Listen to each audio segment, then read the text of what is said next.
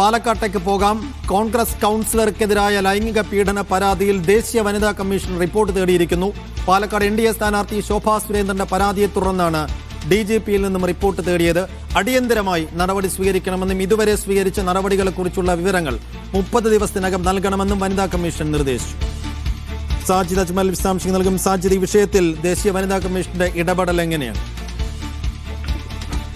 സൈഫുദ്ദീൻ, ഈ പ്രക്ഷോഭ് എന്ന കോൺഗ്രസ് കൗൺസിലർ ദളിത് ഈ പെൺകുട്ടിയെ പീഡിപ്പിച്ചതുമായി ബന്ധപ്പെട്ടാണ് ഇപ്പോൾ ദേശീയ വനിതാ കമ്മീഷൻ ഇടപെടൽ നടത്തിയിരിക്കുന്നത്.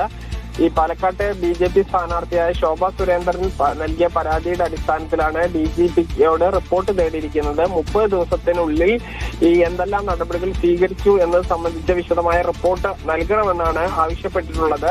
അതോടൊപ്പം തന്നെ തുടർ നടപടികൾ സ്വീകരിക്കണമെന്ന നിർദ്ദേശവും നൽകിയിട്ടുണ്ട്. നിലവിൽ പ്രക്ഷോഭ് ഒളിവിലാണ്. പ്രക്ഷോഭിനെ കണ്ടെത്താനുള്ള ശ്രമം പോലീസ് ആരംഭിച്ചിട്ടുണ്ട്.